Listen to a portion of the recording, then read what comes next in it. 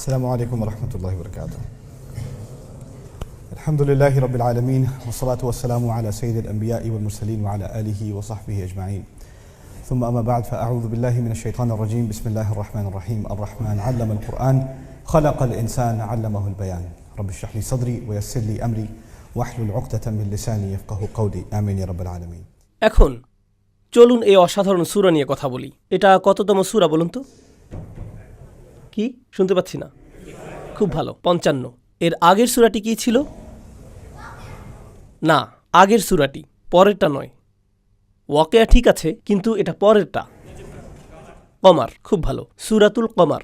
সূরাতুল কমার এই সূরার আগের সূরা, আর সূরাতুল ওয়াকিয়া এই সূরাটির পরের সূরা। এটা সূরাতুল কমার আর সূরাতুল ওয়াকিয়ার মধ্যবর্তী সূরা। এখন এটি গুরুত্বপূর্ণ, কারণ অনেক সময়ই যখন আমরা কোরআন নিয়ে কথা বলি, আমরা এমনভাবে বলি যেন এটা কোনো কিতাব নয়, কিন্তু এটা একটা কিতাব। সব কিছু সংযুক্ত। আওয়াজটা একটু কমিয়ে দিন যেন ইকো কম হয়। এটা কিন্তু একটা কিতাব, সব কিছু সংযুক্ত, একে অপরের সাথে সংশ্লিষ্ট। তো আমি আপনাদের দেখাবো কিভাবে এই সূরাটি সূরাতুল কমারের সাথে যুক্ত। অল্প একটু দেখাবো, খুব বেশি বিস্তারিত বলবো না এই বিষয়টি নিয়ে। এরপর অল্প করে দেখাবো কিভাবে এই সূরাটি আবার সূরাতুল আল ওয়াকিয়ার সাথেও যুক্ত। তাহলে আমরা বুঝতে পারবো এই সূরাটির পরিবেশ কী রকম। এরপর ইনশাআল্লাহ তাআলা আমরা সূরাটির ভেতরে প্রবেশ করব।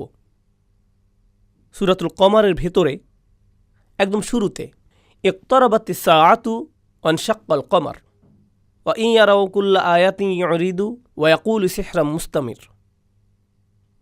নবীজি সাল্লাল্লাহু আলাইহি সাল্লামকে যে মুজিজা দেয়া হয়েছিল তা হলো যে তিনি চাঁদের দিকে ইশারা করলেন আর চাঁদটি দুই ভাগ হয়ে গেল। পুরো আরব অঞ্চল এটা দেখেছিল, সবাই এটা দেখতে পেয়েছিল।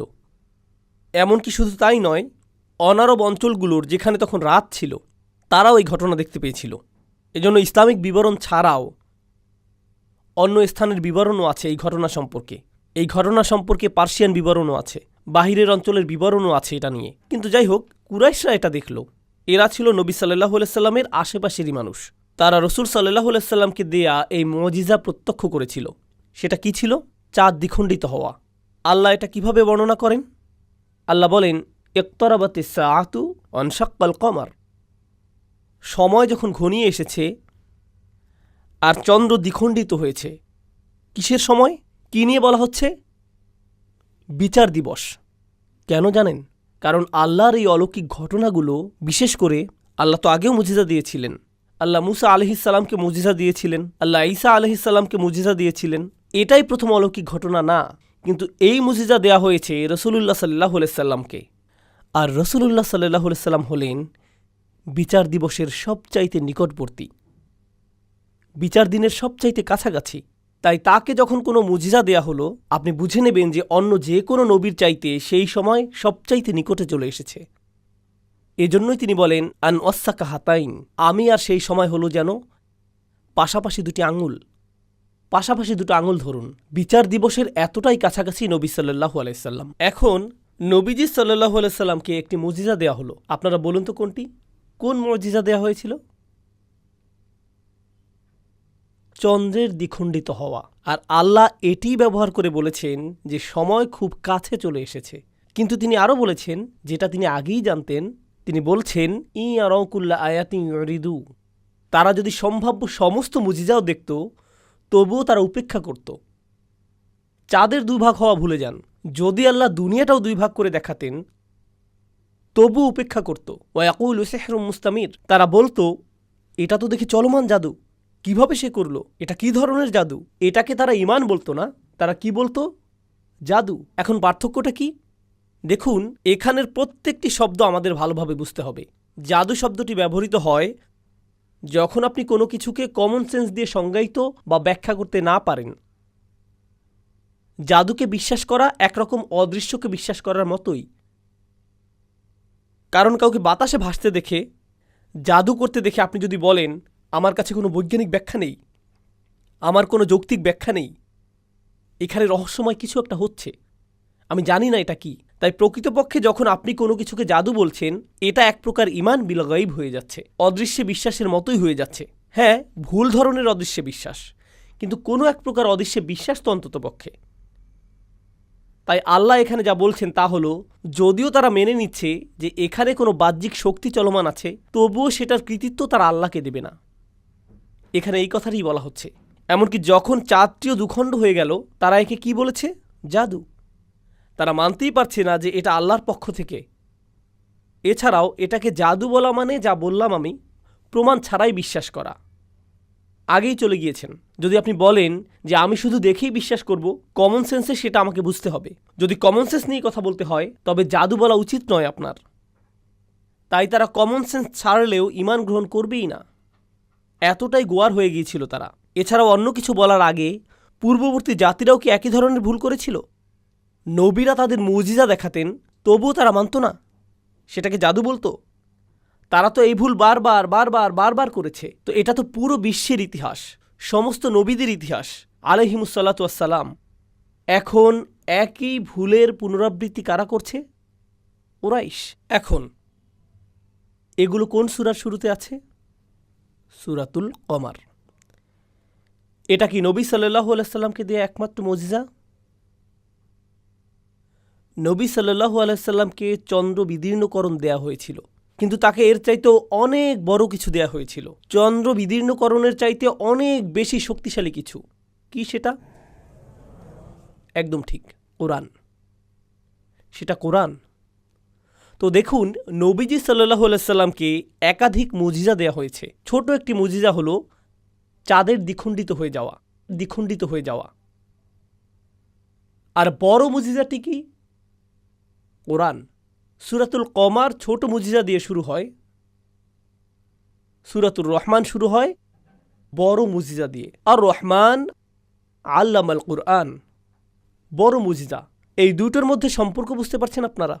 এখন আরেকটি সম্পর্ক আছে। অন্য সম্পর্কটি হলো, যখন আল্লাহ কোনো মুজিজা দেন, খুব মনোযোগ দিয়ে শুনুন, এটা অনেক কিছুই বুঝতে পারবেন এটা থেকে। যখন আল্লাহ কোনো মুজিজা পাঠান আর মানুষ সেই মুজিজা অস্বীকার করে, তখন সেই জাতিকে শাস্তি দেয়া হয়। যখন আল্লাহ উটনীটি পাঠালেন সালিহ আলাইহিস সালামের জাতির প্রতি, আর তারা অস্বীকার করে বসল, তারা ধ্বংস হয়ে গেল। যখন আল্লাহ আজ্জা জাল্লা মূসা আলাইহিস সালামকে লাঠি আর 9টি নিদর্শন সহ পাঠালেন, আর ফেরাউনের জাতি সেগুলো অস্বীকার করে বসল, ফেরাউন আর তার জাতি ধ্বংস হয়ে গিয়েছিল। যখন আল্লাহ কোনো মুজিজা পাঠান, সেটাই হলো চূড়ান্ত সতর্কবার্তা। সেটা যদি অস্বীকার করেন, আপনি শেষ। খুব ভালো করে লক্ষ্য করুন, বার্তা আর মুজিজার মধ্যে কিন্তু একটা পার্থক্য আছে। দুটি ভিন্ন জিনিস। আমি আবার বলছি, যেন মনে রাখেন, বার্তা আর কি মুজিজার মধ্যে পার্থক্য আছে। প্রত্যেক নবীর একটা বার্তা আছে, আর প্রত্যেক নবীর একটি মুজিজাও আছে। নবী একটি বার্তা অনেক অনেক বছর যাবৎ দিতে পারেন, তিনি কোনো বার্তা অনেক বছর যাবৎ দিতে পারেন, কিন্তু আল্লাহ তাতে সেই জাতিকে ধ্বংস করে দেবেন না। কিন্তু যখন নবীকে কোনো মুজিজা দেয়া হয় আর জাতি বলে যে আমাদের কিছুই যায় আসে না, এটা জাদু, মিথ্যা জিনিস, তখন সেই জাতিকে কি ধ্বংস করা হয়। এখন আপনাদের একটি কঠিন প্রশ্ন করি, দেখুন উত্তর দিতে পারেন কিনা। কোন নবীকে রসুল সাল্লাল্লাহু আলাইহি সাল্লামের আগে পাঠানো হয়েছিল? রাসূলুল্লাহর আগের শেষজন, রাসূলুল্লাহর সবচাইতে কাছের জন সাল্লাল্লাহু আলাইহি সাল্লাম কে ছিলেন? খুব ভালো, ঈসা আলাইহিস সালাম। ঈসা আলাইহিস সালামকে কি মুজিজা দেয়া হয়েছিল? হ্যাঁ, তাকে মুজিজা দেয়া হয়েছিল। তাকে নিয়ে শুধু একটি জিনিস বলি, তিনি তাকে বিশ্বাস করা অল্প কয়েকজন লোকের সাথে ছিলেন, আল হাওয়ারিয়ুন, অল্প কজন মানুষ। আর তারা বড় বিপদে আছে, কারণ বনু ইসরাইল তাদের বিরুদ্ধে মিথ্যা সাক্ষী দিয়েছে রোমান সাম্রাজ্যের কাছে, আর এখন তাদেরকে আসামি হিসেবে মনে করা হচ্ছে, এজন্য তাদেরকে হত্যা করা হবে। তো তারা ভয়ে আছেন। হাওয়ারিয়ুন, ঈসা আলাইহিস সালামের সাহাবা, তার সঙ্গীগণ ভয় পাচ্ছেন এখন। তো তারা তাকে বললেন, কারণ তারা তো ভয় পাচ্ছেন, তাকে বিশ্বাস করেন তারা, কিন্তু ভালো বোধ করার জন্য তাকে বললেন, আপনি কি আল্লাহর কাছে দোয়া করবেন যেন তিনি মাইদাতাম মিনাস সামা, অর্থাৎ তিনি যেন এক টেবিল খাদ্য পাঠান আসমান থেকে। বুঝতে পারছেন? আপনারা গল্পটি জানেন? আচ্ছা, বনি ইসরায়েলরা কি আগে কখনো মুজিজা দেখেছে? তারা আগেও মুজিজা দেখেছে। একবার নাকি অনেকবার? অনেকবার। তাতে কি কাজ হয়েছে? না। আর ইনি হলেন বনী ইসরায়েলের কাছে পাঠানো সর্বশেষ নবী। ঠিক, কারণ পরের নবী হলেন রাসূলুল্লাহ সাল্লাল্লাহু আলাইহি সাল্লাম, আর তিনি কি সমস্ত মানবজাতির কাছে প্রেরিত, আর ইনি বনী ইসরায়েলের প্রতি সর্বশেষ নবী। আর এই অল্প কয়েকজনই সত্যিকার অর্থে ঈসা আলাইহিস সালামকে বিশ্বাস করে। আর এখন তারা কি চাচ্ছেন, বার্তা নাকি মুজিজা? তারা মুজিজা চাচ্ছেন। ও হো হো হো হো হো হো হো। ঈসা আলাইহিস সালাম বললেন, ইত্তাকুল্লাহ, আল্লাহকে ভয় করো, তোমরা জানো না তোমরা কি চাচ্ছ। আর আল্লাহ আজ্জা জাল্লা উত্তর দিলেন, ইন্নী মুনাজ্জিলুহা আলাইকুম, তোমাদের তা পাঠাচ্ছি, আমি তোমাদেরকে এটা পাঠাচ্ছি, কিন্তু যদি এর পরে তোমরা অবিশ্বাস করো, ফা ইন্নী উআযযিবুহু আযাবান লা উআযযিবুহু আহাদাম মিনাল আলামিন, তাহলে আমি তাকে এমন শাস্তি দেব যেই শাস্তি আমি না কোনো জাতিকে, না কোনো প্রজন্মে, এমনকি পুরো মানবজাতির ইতিহাসে কখনোই কাউকে দেইনি। পুরো কোরআনে আযাব সম্পর্কে এই আয়াতের চাইতে রাগান্বিত আর কোনো আয়াত কোথাও নেই। শাস্তি নিয়ে এই আয়াতের চাইতে বড় কোনো আয়াতই নেই। কেন আল্লাহ এত রেগে গেলেন? কারণ আল্লাহ খুবই রাগ করেন যখন আপনি মুজিজা অস্বীকার করেন। এটা যেন তেন কোনো মুজিজা নয়। বনী ইসরায়েলকে অনেক অনেক মুজিজা দেওয়া হয়েছিল, তাই তাদের তো দায়িত্ববোধ বেশি থাকার কথা। এজন্যই এই আয়াত এসেছিল। এটা কিন্তু খুবই ভয়ানক অপরাধ হয়ে যাবে। আচ্ছা, এখন চলুন ফিরে আসি রসুলুল্লাহ সাল্লাল্লাহু আলাইহি সাল্লামের কাছে। তাছাড়া আবার বলি, রসুলুল্লাহ সাল্লাল্লাহু আলাইহি সাল্লাম দুইটি মুজিজা পেলেন। মুজিজা দুটি কি ছিল? একটা ছোট আর একটা বড়। ছোটটা কি? চাঁদ। খুব ভালো। বড়টা কি ছিল? কোরআন। কিন্তু এখানে পার্থক্য আছে। আসুন কোরআন নিয়ে কথা বলি, কারণ এটিই হলো নবী সাল্লাল্লাহু আলাইহি সাল্লামের প্রধান মুজিজা, কোরআন। আপনারা কি অন্যান্য নবীদের কিছু মুজিজার নাম বলতে পারেন? পূর্ববর্তী নবীদের কোনো মুজিজা আপনাদের মনে আছে? মুসা আলাইহিস সালামের ব্যাপারে তাকে কি দেয়া হয়েছিল? তিনি লাঠি পেয়েছিলেন, যেটা কি সাপ হয়ে যেত। আচ্ছা, ঈসা আলাইহিস সালাম কি পেয়েছিলেন? আল্লাহর অনুমতিক্রমে সুস্থ করে দেয়া। কাদা নিয়ে পাখির মূর্তি বানিয়ে তাতে ফু দিলে আল্লাহর ইচ্ছায় তা জীবিত পাখি হয়ে যেত। এগুলো হলো ঈসা আলাইহিস সালামকে দেয়া মুজিজার কিছু উদাহরণ। এগুলো ভালো উদাহরণ। কিন্তু আপনাদেরকে বলি, তখন যদি আমাদের ভিডিও ক্যামেরা থাকতো, যদি আমাদের থাকতো সেগুলো, তাহলে এইসব মুজিজা ইউটিউবে পেতাম, তাই না? আর যদি আসলেই ভিডিও ক্যামেরা থাকতো, তাহলে আমরা এখন মুজিজাগুলো দেখতে পেতাম। কিন্তু আমাদের কি তখন ক্যামেরা ছিল? না। তাই আমরা এসব মুজিজা আর দেখি না। আমরা শুধু কি? আমরা শুধু সেগুলো শুনি। এখন আমাকে বলুন তো, চোখে মুজিজা দেখা আর মুজিজা সম্পর্কে শোনা, এই দুইটি কি এক? কেউ যদি কোনো লাঠিকে দেখে সাপ হয়ে গেছে, এরপর তারা বুড়ো হবার পর তাদের নাতি নাতনিদের বলছে, জানো আমরা একটি লাঠি দেখেছিলাম, সাপ হয়ে গিয়েছিল। সেই বাচ্চাগুলো বলবে, দাদা তুমি সেই একই গল্প আমাকে 50 বার বলেছ, অন্য কোনো গল্প বলো। যে এটা দেখেছিল চমকে গিয়েছিল, কিন্তু যে শুনেছে সেটা সে বিশ্বাস করেছে, কিন্তু সে কি হয়নি? কেন জানেন? কারণ যারা দেখেছিল তাদের কাছে অলৌকিক ছিল, আর যারা এটা শুনেছে তাদের কাছে সেটা শুধুই একটা বার্তা। মনে আছে আপনাদেরকে দুইটি জিনিস বলেছিলাম, বার্তা আর অন্যটি হলো অলৌকিকতা। যেসব মানুষ পরে এসেছে তাদের কাছে এটা আর অলৌকিক নয়। আর বার্তার বিষয় হলো আপনাকে শুধু বিশ্বাস করতে হবে। আর অলৌকিকের ক্ষেত্রে যেই তা দেখবে তাকে বলতেই হবে, কি ঈমান না আনলেও তাদেরকে বলতে হবে জাদু। তাদের কোনো অবাক করা কিছু বলতেই হবে। কিন্তু বার্তার ব্যাপারে আপনি বিশ্বাস করতেও পারেন, আবার নাও করতে পারেন। তো নবীজি সাল্লাল্লাহু আলাইহি সাল্লামের সমস্ত মুজিজার ক্ষেত্রে সেগুলো চোখে দেখতে হতো, চোখে দেখা লেগেছে। আর যেসব মানুষ এসব মুজিজা দেখতে পেরেছে তারা হলো যারা তখন বেঁচে ছিল। এমনকি তাদের নিজেদের সন্তানদের বেলায়ও এগুলো মুজিজা ছিল না, এগুলো শুধুই কি ছিল? বার্তা। পার্থক্যটা বুঝতে পারছেন? কোন মুজিজাটি সবচাইতে বড় মুজিজা? সবচাইতে বড় কোরআন। কোরআন কি দেখা যায়? কোরআন দেখা যায়?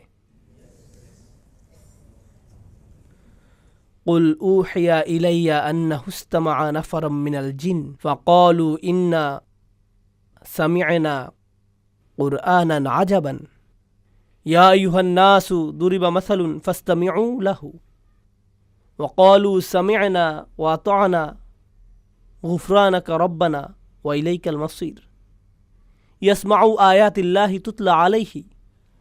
বারবার বারবার বারবার কোরআনের মধ্যে আল্লাহ বলেই যাচ্ছেন যে কোরআন দেখা হয় না, কোরআন কি শোনা হয়, শুধু বার্তাবাহককে দেখা হয়। এর আগের প্রত্যেকটি মুজিজা ছিল চোখের জন্য, চোখের জন্য। এবারই প্রথম মুজিজাটি কিসের জন্য? কানের জন্য। এমনটা আগে কখনো হয়নি, কখনোই হয়নি। প্রত্যেকবারই মুজিজা ছিল চোখে দেখার জন্য। এখন নবীজিকে কয়টি জিনিস দেওয়া হয়েছিল? আপনাদের দুইটি জিনিস বলেছি, একটি বার্তা আর একটি মুজিজা। নবীদের ইতিহাসে আলাইহিমুস সালাতু ওয়াস সালাম প্রথমবারের মতো বার্তা আর মুজিজা দুইটি একই জিনিস। বার্তাটি কি? কোরআন। মুজিজাটি কি? কোরআন। দুটোই এক। এর আগে কখনো এমন হয়নি, দুটো সবসময় আলাদা ছিল। সালেহ আলাইহিস সালামের বার্তা ছিল একটি, আর সালেহ আলাইহিস সালামের মুজিজা ছিল উট, তাই না? উটটি বার্তা ছিল না, উট বার্তা ছিল না, শুধুই মুজিজা ছিল। মুসা আলাইহিস সালামের বার্তা ছিল একটি জিনিস, আর মুসা আলাইহিস সালামের মুজিজা ছিল সেই লাঠিটি, সেই লাঠিটি। সেটা লাঠি ছিল, লাঠিটি বার্তা ছিল না, মুজিজা ছিল। রাসূলুল্লাহ সাল্লাল্লাহু আলাইহি সাল্লামের সাথে কি হয়েছিল? কোরআনই হলো বার্তা, আবার কোরআনই হলো মুজিজা। এমন আগে হয়নি। এটা একটু জটিল, এটা একটু জটিল। কারণ যদি এটা মুজিজাই হয়, তবে মুজিজা অস্বীকার করলে কি হয়? আপনাদেরকে আগেই বলেছি, যে জাতি মুজিজা অস্বীকার করেছে তারা ধ্বংস হয়েছে। কিন্তু আল্লাহ আজ্জা জাল্লা সূরাতুল কমার, আমি এখনও সূরাতুল কমার নিয়ে বলছি, আমাদের শুরু করতে হবে। তবুও সূরাতুল কমারে আল্লাহ বারবার বারবার বলছেন, তিনি ধ্বংসপ্রাপ্ত জাতিদের কথা বলছেন। কাযযাবাত কওমু নূহিন ফাকাযযাবু আবাদান ওয়া ক্বালু মাজনুন ওয়াজদুজির ফাদাআ রাব্বাহু আন্নী মাগলুবুন ফান্তাসির। আরে ভাই, বারবার বারবার এক নবী, এরপর আরেক নবী, এরপর আরেক নবী, আর তাদের জাতির কি হচ্ছে? বারবার ধ্বংস হচ্ছে। আর প্রত্যেক ধ্বংসের পর তিনি বলছেন, ওয়ালাকাদ ইয়াসসারনাল কুরআনা লিযিকরি ফাহাল মিন মুদ্দাক্কির। আমি কোরআন সহজ করেছি যেন তোমরা বার্তা হিসেবে মনে রাখতে পারো। কারণ যখন কোরআন মনে রাখা সহজ এটা বলবেন, তখন আপনি মুজিজার কথা বলছেন না, বার্তার কথা বলছেন। বার্তা মনে রাখতে হয়, পুনরুল্লেখ করতে হয়। এই বার্তার সুবিধা নাও, এই বার্তাটির সুযোগ গ্রহণ করো। তাই আল্লাহ কোরআনের বার্তাকে বড় করে দেখাচ্ছেন সূরা আল কমারের ভেতর। কমারের ভেতর কোরআনের অন্য দিকটি কি? মুজিজা। যদি কোরআন মুজিজাও হয় আর কুরাইশ তা অস্বীকার করে, তাহলে তাদের সাথে কি হওয়ার কথা? কিন্তু আল্লাহ তাদের প্রতি বেশি বেশি করুণা করেছেন, যেমনটা আগে কখনোই করেননি। তিনি যদিও তাদেরকে কোরআন দিয়েছেন, তবুও তাদেরকে ধ্বংস করেননি। আর রহমান আল্লামাল কুরআন, তিনি বলেননি তবুও তাদেরকে ধ্বংস করেননি। তিনি বলেননি আল খালিক আল্লামাল কুরআন, তিনি বলেছেন আর রহমান আল্লামাল কুরআন। এটা যদি অন্য কোনো মুজিজা হতো, অন্য কোনো নবী হতো, তবে তোমরা ইতিমধ্যেই ধ্বংস হয়ে যেতে, তোমরা ইতিমধ্যেই মরেই যেতে। যেহেতু তিনি আর রহমান, যিনি বার্তা আর মুজিজা একই সাথে দিয়েছেন, তিনি এখনও তোমাদের ধ্বংস করেননি। আপনারা এই দুইটি সূরার মধ্যে সম্পর্ক বুঝতে পারছেন এখন? আচ্ছা, চলুন সামনে আগাই।